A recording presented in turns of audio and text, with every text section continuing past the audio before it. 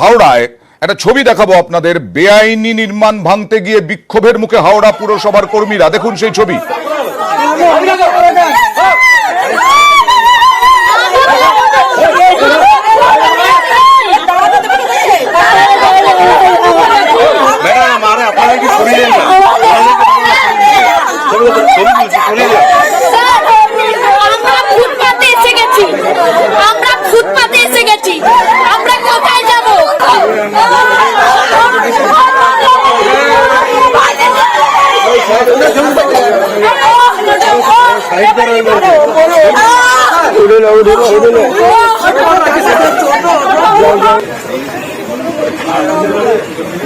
আপনারা দেখছেন সেই ছবি। হাওড়া পুরসভার কর্মীরা বিক্ষোভের মুখে।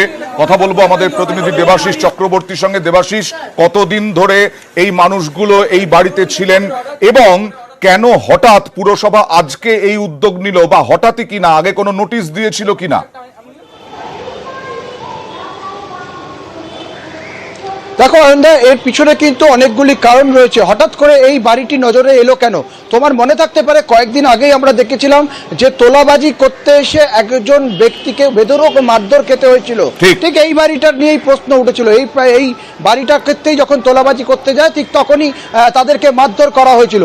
তখন থেকেই কিন্তু নজরে আসে পুলিশের। তারপরে খতিয়ে দেখে জিনিসটা দেখা যায় যে G+1 পারমিশন নিয়ে সেখানে G+6 অর্থাৎ 6 তলা বাড়ি তৈরি করে ফেলেছে। এই খবর কিন্তু ঘটনা যখন নজরে আসে পুরসভার, ঠিক তখন থেকেই পুরসভা কিন্তু নোটিশ করে এবং তারপরে তাদেরকে নোটিশ পাঠায়। মূলত যেটা অভিযোগ যে সেখানকে যে ল্যান্ডলর্ড, সেই ল্যান্ডলর্ড প্রমোটারকে দিয়েছিল তারা টাকার মাধ্যমে সেখানে বাড়ি করে তাদের হাতে তুলে দেবে। এই মুহূর্তে যারা বিক্ষোভ দেখাচ্ছেন তারা হচ্ছে ল্যান্ডলর্ড বা যারা ভাড়া থাকতেন। তাদের দাবি যে এখন যদি এই বাড়ি ভেঙে দেয় সেক্ষেত্রে তারা কোথায় যাবে?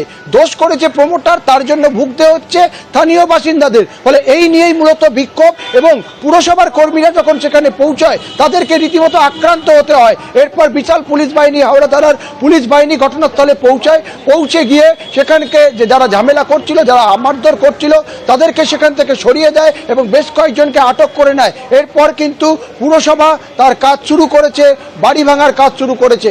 এই যে 34 নম্বর পিকে ব্যানার্জি রোডের দোতলা বাড়ির অনুমতি নিয়ে তৈরি হচ্ছিল বহুতল, অভিযোগ পেয়ে পুরসভার তরফে বেআইনি নির্মাণ ভাঙতে গেলে বাঁধে গন্ডগোল।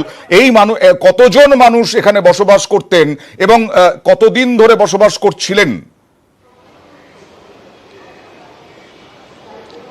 দেখো, প্রায় 20 থেকে 25 বছরের বেশি সময় ধরে তারা কিন্তু এখানে বাস করতেন। তাদের টালির চালের বাড়ি ছিল।